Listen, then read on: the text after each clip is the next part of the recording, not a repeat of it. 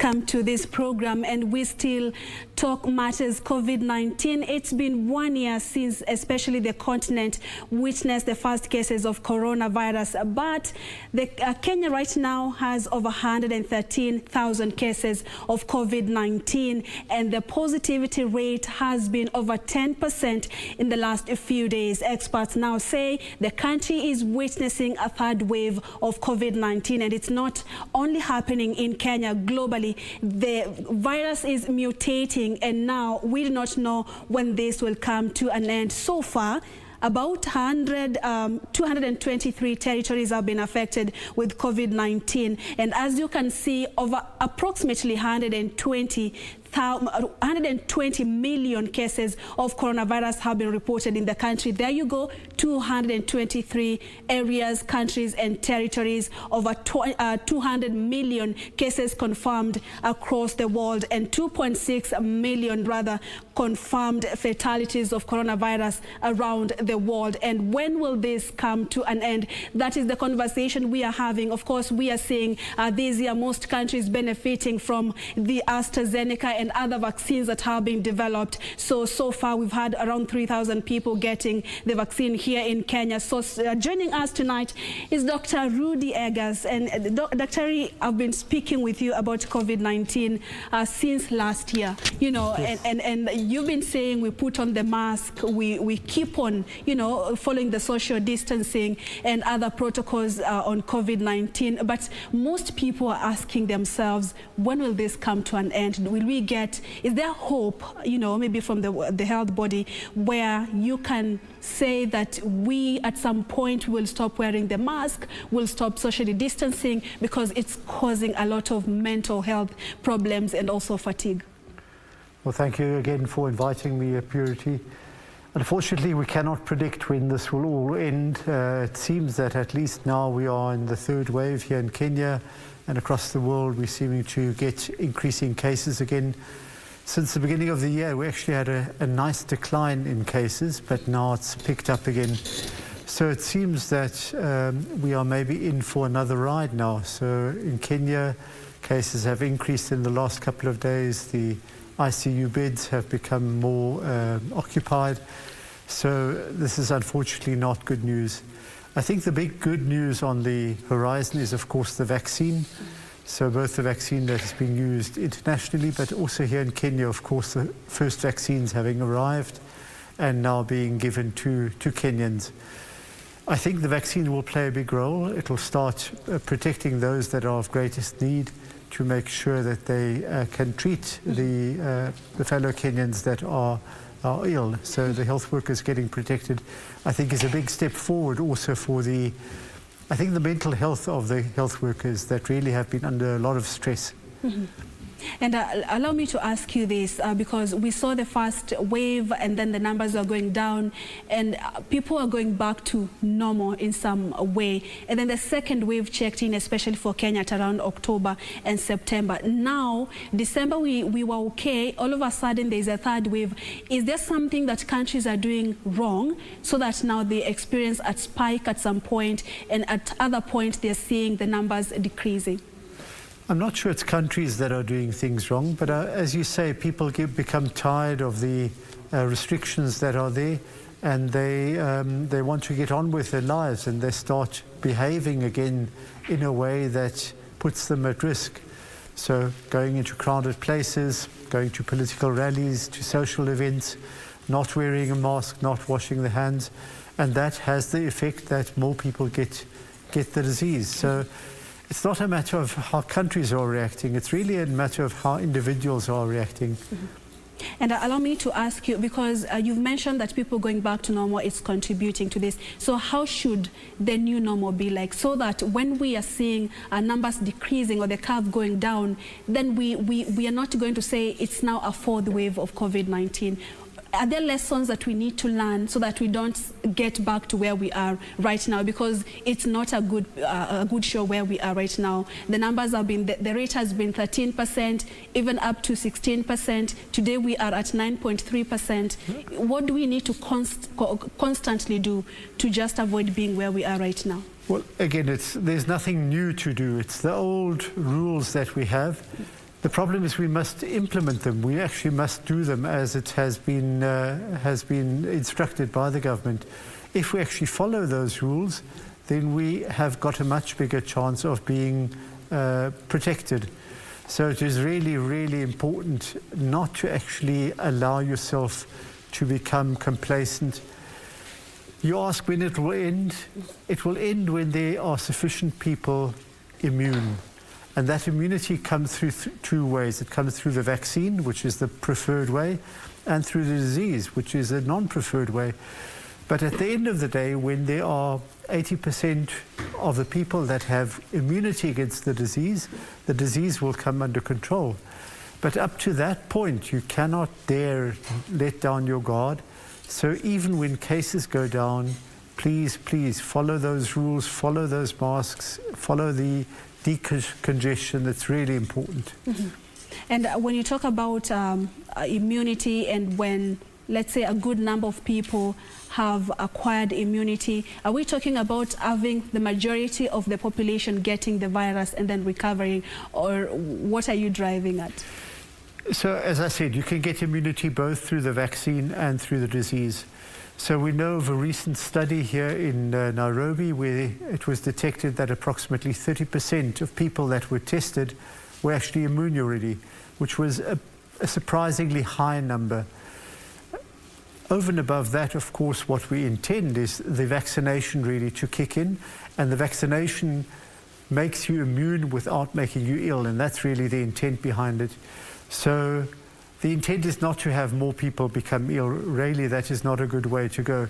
The best way is really through the vaccination and gearing up the vaccination, that we make sure sufficient people are immune so that the disease transmission becomes lower. Mm-hmm. And what's the latest in terms of the research that's ongoing in regard to the coronavirus, the variants that we are having? Do you have an idea of how many variants are there right now and how dangerous they could be, especially to Africa, because it's not hardly affected as other European countries? So in Africa, and specifically in Southern Africa, it was the variant that was first detected in South Africa that was causing a lot of problems. So it started off in South Africa, causing quite a big peak, but then also some of the other countries in the adjacent to South Africa, Mozambique, Zimbabwe, even Zambia and other countries around the New Year period had a very high peak, and that was probably related to the variants. Now, some of these variants that originated in South Africa have started to appear here in Kenya, and in fact we now know that they also are not only imported but also transmitting locally. So there's some likelihood, some possibility that these variants will spread out in Kenya. You ask how many variants there are? Yeah. There are thousands. There are thousands of variants. So we know in the course of last year there must be about 4,000 variants that occurred.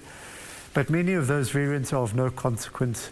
It really is those variants that cause increased transmissibility, infectiousness, or that cause the person to become less protected against the antibodies that they have, or cause the person to become more severely ill. Now, it seems for the Southern African vaccine, Southern African variant, the biggest problem is that the transmissibility is much higher. So people tend to get the disease much more quickly, which means the hospitals are really overwhelmed. And that's maybe what we are seeing here. In Kenya, we are starting to have laboratory capacity to actually do the testing on variants. And as we get a better information on that, we can actually make more definite statements. Across the world, there are about 5 or 6 variants of concern, but the South African one is the most problematic at the moment in Kenya. In Kenya, it's already circulating in Kenya? Yes, we do have proof that it is in Kenya, and there is some local transmission already. Yes, and just like the way we saw the coronavirus origin being Wuhan in China, these variants that you're talking about, the over 5,000, but you said the most problematic are about 5 to 6. Do they have an origin, and are these still spreading through importation through the airports, for instance? Or can we protect ourselves from having imports from the countries that are experiencing those variants, or we just have to live with them? So there is a period right at the start that you can actually protect the country by preventing people traveling. But of course, once it's inside the country and it's transmitting locally, it doesn't really control the disease by causing a lot of travel restrictions. So from the WHO perspective, we recommend that there might be an initial phase where countries can restrict travel from the areas where there are a lot of variants. But pretty soon the variants will be in the country, and we do have them now in Kenya and other African states. Kenya is not unique in that matter. Because some of the people, of course, are also asymptomatic, so they would be able to travel without them actually knowing that they are carrying the variant. What's the severity of this new variant that's circulating? And is it the one behind the third wave of COVID, of the coronavirus that we're experiencing in the country right now? From South African data, we know that the severity is probably similar to the severity of the original strain of COVID. So it doesn't seem to be more severe, but it does transmit more easily. So the problem is not so much that the individual gets more ill, but many more people become ill at the same time. And that, of course, causes the hospitals to be overwhelmed by the number of people that are seeking medical care. Mm-hmm. And for this virus, because before the South African variant was reported, there were already efforts to develop vaccines. So are these vaccines working against this particular variant? So the different vaccines that we have are reacting differently to the variants.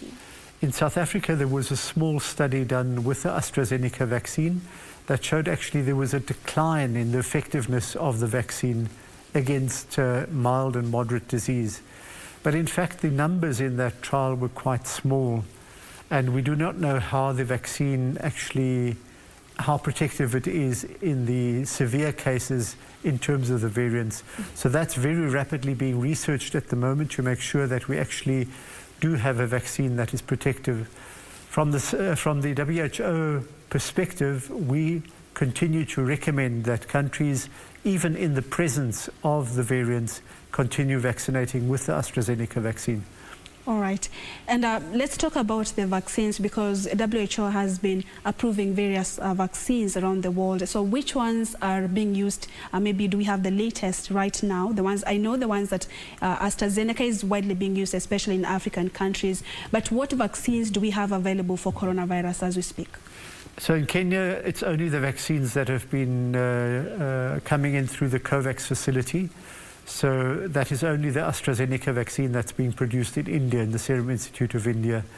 So it's a very specific vaccine that has come to Kenya through this mechanism.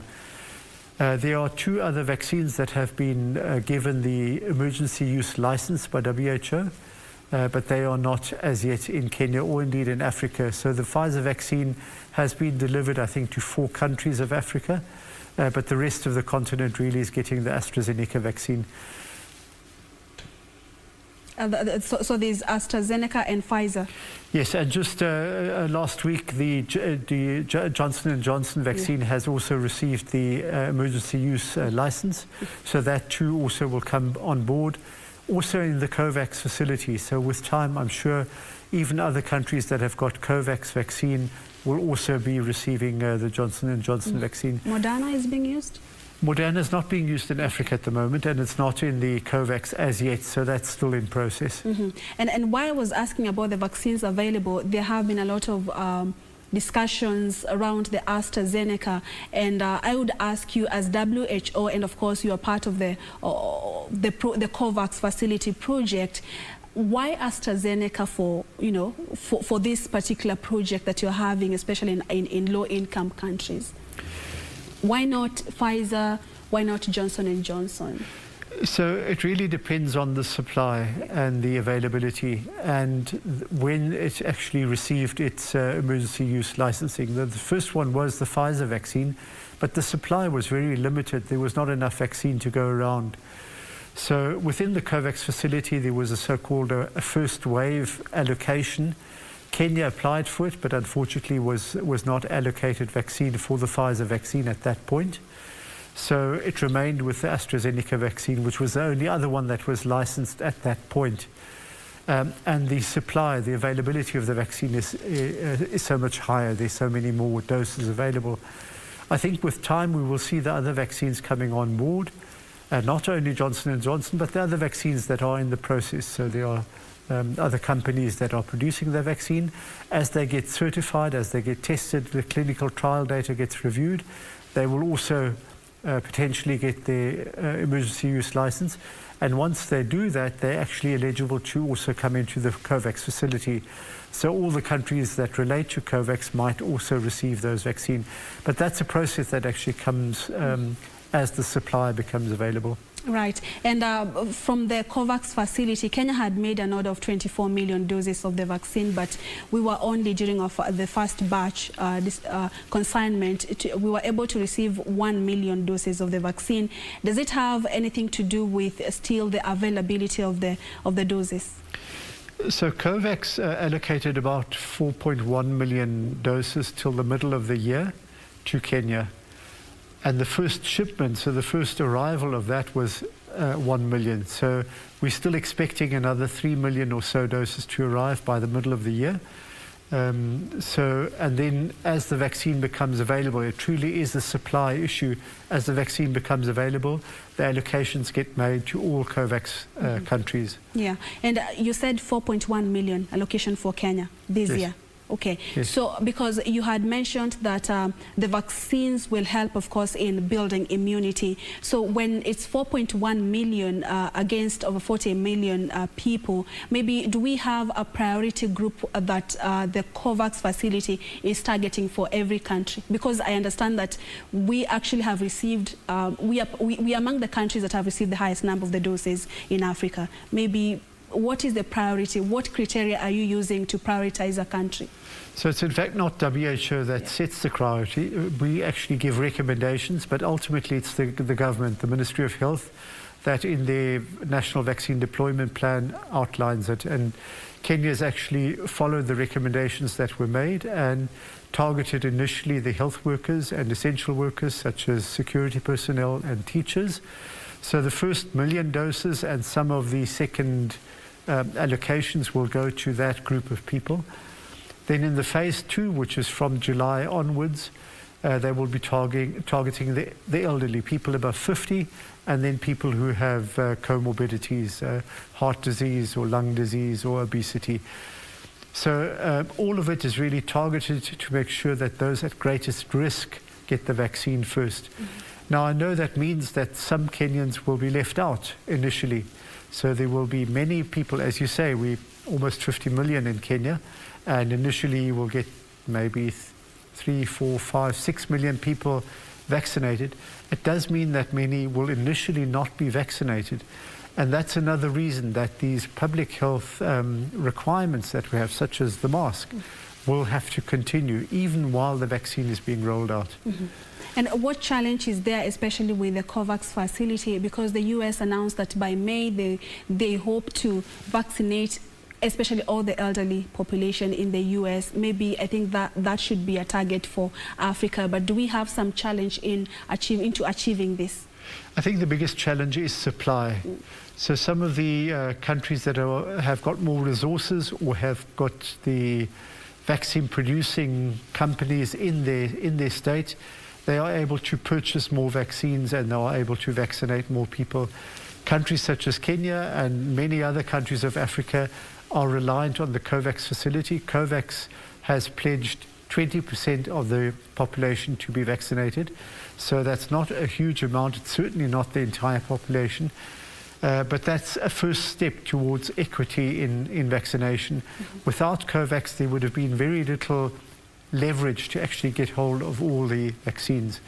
So it is so that some of the more financially powerful countries have been able to take more vaccines for themselves, but that is really what COVAX is trying to counter. Mm-hmm. And there are countries, as we speak, like Denmark, Norway, they have suspended the use of the Astrazeneca vaccine. That has not happened in any country in Africa. Maybe let's talk about the efficacy of Astrazeneca. Are you, the COVAX facility, is there a way they are tracking and tracing whether there are any serious side effects, especially the blood clots that are being reported in countries such as Denmark? So the issues in Denmark that were reported were specific instances of blood clots that were reported after people had been vaccinated. Now, of course, we realize that people get blood clots in any case. So it is an occurrence that does happen. And because you have millions of people now vaccinated, it is possible that people still get blood clots even while they're being vaccinated. So in listening to the Medicines Authority of Europe, they are saying that the benefit of the vaccine far outweighs the risk. And there's, at the moment, no evidence for a causal link. It's not the vaccine that's causing the blood clots. So it's purely a precautionary measure that these countries are taking on. We should also realize that it was a specific batch that was looked at. So the countries that have reported these instances may be related to a batch, if at all. So it's not necessarily related to a batch, but it's not the vaccine that actually is in Kenya. The batches that were implicated or that were shown to or did have the blood clot allegation are not in the African continent. Mm-hmm. And let's talk about the benefits of this vaccine, because we've seen reports that of people, revelations of people saying, "I finally met my family after receiving the vaccine." Are once you're vaccinated, are you 100% secured from COVID-19, either from getting the infection or even spreading the infection to someone else? Unfortunately not. So none of the vaccines are 100% certain. So that is, that's unfortunately not the case. So even when you get vaccinated, you're much more likely to be protected. So the chance of being protected is very high. But there will be certain people that, even though they are vaccinated, will still be able to contract the disease. So again and again, we're hearing in the news, in this country, that country, people that have been vaccinated have now contracted the disease. Yes, that's possible. The vaccine is actually not 100% efficacious. And the different vaccines have got a different level. So the Pfizer, of course, was approximately 90% in the clinical trials. The Astrazeneca was less than that. So it means that we will have the situation that some people that are vaccinated will in fact get COVID. At the same time, it will mean that for the individual, there should be a sense that they are much more likely to be protected. And this is really important for health workers because they are in direct contact almost on a daily basis with the potential risk of COVID. And let's reiterate on the safety of the vaccine. Most people are scared of getting the dose because they feel they may develop complications or even die from it. How safe is this? I know there was a time you were addressing the press brief and you're saying that WHO has certified the Astrazeneca vaccine, it's safe. But when you talk about safety, the side effects, are they do we have serious side effects from this? What do we expect? If I get the vaccine, what are some of the side effects that I expect? So the side effects that one commonly sees are really the side effects of the injection itself. So you get tenderness and redness at the injection site. You get some people, maybe 1 in 500 or so, that get a fever or something of that nature. But there are actually very few side effects that really are very prominent. I think we should realize that the vaccine has really been tested in the initial phase, and now it's really rolled out to millions of people, and there's a very stringent mechanism of testing or finding out if there have been any safety problems related to this. Okay, so let's have a look at a few facts, and Dr. Eggers will tell me whether they are true about COVID-19. Just quick facts that vitamins and mineral supplements cannot cure COVID-19. And then there is also the hydrochloroquine does not have clinical benefits in treating COVID-19. Initially, we had these talks on some drugs, even herbs that are curing COVID-19. But the World Health Organization did say that none of this, because there are even some people who steam a lot and think that by steaming, they are killing the virus, So what are some of the misconceptions and myths about COVID-19 that are out there? Well, I think you've mentioned two of them. Yeah. So A healthy life, a healthy diet is good in any case, but it doesn't cure the disease. It doesn't prevent you from getting the disease. We've got data that is very clear on the hydrochloroquine. There's no added benefit. So it's been compared in many countries, over 70 countries of the world. We've collected the data, we've analyzed it. There's no added benefit of hydrochloroquine. And we're actually quite careful with those things. We don't discard any cure, including herbal cure, including steaming, offhand. It gets investigated and it gets judged by virtue of the facts. All of those have not found to be very beneficial. So the only drug that we know at the moment that is beneficial is dexamethasone, which really has been shown to be beneficial, especially in cases that are in severe cases in ICU. So that actually is recommended by WHO. Let's finish up with the vaccine. So who should take the vaccine and who should not? Well, the Kenyan government has decided health workers first, essential workers after that, including security and teachers, and then people at highest risk, which are the elderly and those with comorbidities, and then later people that are in situations where they are very crowded. So that is the way that the prioritization is working in Kenya. And in terms of if someone is infected with COVID-19, should they take the vaccine? So I think the rollout plan in Kenya states that if there's proof that you had COVID, that you would not get the vaccine for 6 months. Okay. So that I think is part of the plan. And do we have reasons why, or if you prove that you have proof that you have had COVID, then you have built natural immunity against the vaccine. So it's much less likely that you need the vaccine, whereas somebody else that has not yet had the vaccine probably needs it more. That's the only reason. But after 6 months, you can get the yes. dose. Okay. And right now, with the surge of the cases, do we have any? Because initially, as we spoke, as you monitored the virus, some of the things that you said would help with spreading, stopping the spread, was wearing the mask and socially distancing, and of course washing hands regularly. Are they still the ideal way? Not really ideal, but are they still the ways of protecting yourselves from COVID-19? Because so many people still cannot tell where and how they contracted the virus. So the answer is yes. That is the way. So the best way we have at the moment as individuals is to follow those rules. So those rules have actually not changed. It is truly that behavior that makes a difference. Social distancing, washing hands, avoiding big gatherings, all those things that I keep on mentioning. So unfortunately, that hasn't changed, and it will still be there. I think it will be here throughout this year. And I think it is. I think we should realize that those means are really there to protect us, and that people that avoid wearing a mask, for instance, really put not only themselves but other people at risk as well. So there's a community responsibility as well.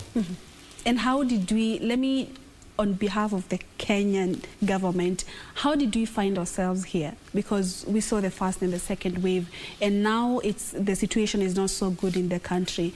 Are there some of the behaviors as WHO representative that you can point out and say, this is what went wrong? Because we expected a spike, especially during the holiday, the December, the Christmas festive season, but that did not happen. January we were okay, February, but now it's really serious. Where did we go wrong? So again, I think this is not a problem that's unique to Kenya. If you look across the world, many countries are suffering the same problem, and it really is related to how people react. So if people take up risky behavior, the likelihood of spread is much higher. Of course, things like variants play a role, so the increased transmissibility by variants play a role. But at the end of the day, it's really the individual behavior that makes a difference. So we can ask, did the government do something wrong, or did they do it right? Well, it's the people's behavior that make it wrong or right. So how people actually act. And unfortunately, it's the complacency. So people going into huge gatherings, maybe without a mask, going into a marketplace, going into a public service vehicle, all those things, Those are all settings where the likelihood of infection is so much greater.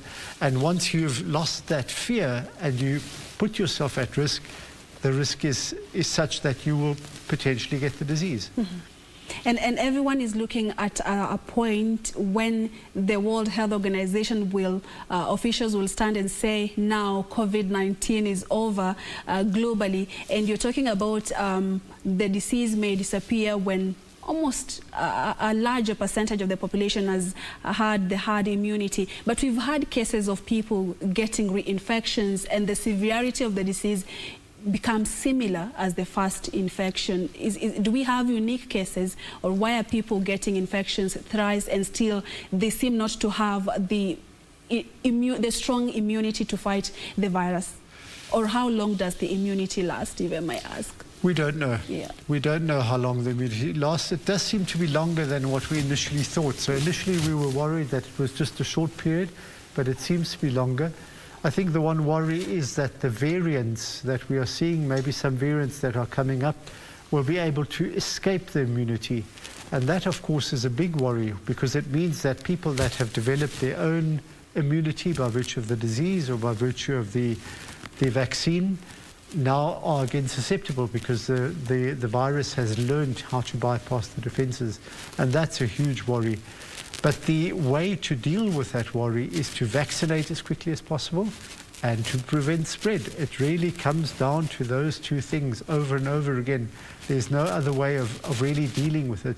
So if we can slow down the transmission of the disease by whatever means, it will mean the variants will have less chance of developing, and that's what we need. And one way of slowing down is through vaccinations, right? That's the one. This is the other. But for how long do we do this? Or maybe what are some of the adjustments, since there's still little knowledge about the coronavirus and how many variants we have right now. So what are some of the adjustments that countries need to make? Because I'm not very sure whether they'll be able to sustain this fight for a very long time. Unfortunately, they will have to sustain it until the disease is gone. And you ask how long, it's difficult to say. Possibly years. It's possible that it will be 2-3 years, like it was with the influenza outbreak in the beginning of 1918. But we can't become despondent on that matter. So we must act as best we know, and the best way to act is really as I've described it. There's no other way around it. That's the way that we are called to be acting. And do you feel and think countries have the capacity to do this? Because there was a concern on the capacity, especially the healthcare systems, even in most of the African countries that were not ready for this. Do you think countries now have capacity? Let's talk about Kenya 1 year on. Are we doing enough? I think you must realize that Kenya actually beefed up its capacity quite considerably. So if you compare what we have now to what was there at the beginning of the COVID outbreak, actually there are quite big changes in the way that hospitals have got beds available, ICUs have been started, oxygen plants have been. So I think there's a lot of progress in the health sector. Can a country still be overwhelmed? Yes, of course. Yes, it's quite possible that it still can happen. We see it across the world, in Brazil and other countries, where in spite of them going through the first wave and the second wave, the third wave is still very, very bad. So it's really difficult to give you good news on this level. But I think on the side of progress, Kenya and other African countries have made huge progress to really start to address this need. And why I'm asking you this is to just follow up on whether WHO has any plans, especially to support countries that will not be able to do this. There's a lot of resources required, first to roll out the vaccine, and now to protect the citizens from getting the coronavirus. So it's a double tragedy here that we are seeing. So what's the preparedness of WHO in case we get to a point where, you know, you're bringing the vaccines, but there's no plan, there's no capacity to roll out this vaccine? So in countries such as Kenya, of course, there is capacity. So the government is capable, the Ministry of Health is capable. They do a lot of good planning. They've put their plans together for the vaccine rollout. So there is in truth quite a lot of capacity. So what WHO really brings is the ability for a global standard, a global recommendation to be brought, and things like the COVAX facility. So the COVAX facility, I think, at the moment is one of the biggest sort of pieces that WHO can put on the table. WHO is not able to come and put health workers into Kenya. So, for instance, that would be quite a difficult thing to do for WHO. There, one would have to rely on the government and the population of Kenya to really maintain health workers and maintain facilities. But things such as recommendations, global standards, and then the vaccine, I think is something that WHO can put on the table. And frankly, Kenya has not done too badly. If you look across the world, many countries have suffered even worse than Kenya. I know that it is an extreme hardship for many people that have really lost their job and really have suffered under this epidemic. But in terms of numbers of cases and numbers of deaths, many countries in Africa really have not gone to the depth really that we were concerned about initially. And lastly, what's the uptake of the Astrazeneca vaccine? Because I know that's what the COVAX facility is offering for now in the countries that you are, supplying. So I think we've got 21 countries in Africa that have now started vaccinating with the COVAX Astrazeneca vaccine. And it varies by country. So some countries have actually surged ahead. I think Rwanda is one of those examples. Other countries are still finding their feet, and I think in Kenya that is the case. We're still finding how best to do it, how to get our data systems running. But I've no doubt it will speed up, give ourselves some chance and give ourselves an ability to run the systems fine. The capacity is here. We've done huge campaigns in Kenya with the government, measles campaign, polio campaigns. So ability to do campaigns is there. It is just a matter of organizing ourselves and now doing it. The first week, we said 4,000 or so vaccinations given. That is maybe just starting off. We hope that it will actually spread out much quicker now. Okay, and as we wind up, maybe parting shot, what's the position of WHO in regards to the COVID-19 response? So I think we've had a very difficult year. All of us, Kenya, the whole world really has had. I don't think we've done too badly in Kenya. But the main message that we need to get across is the disease is not gone yet. We have not as yet won the battle.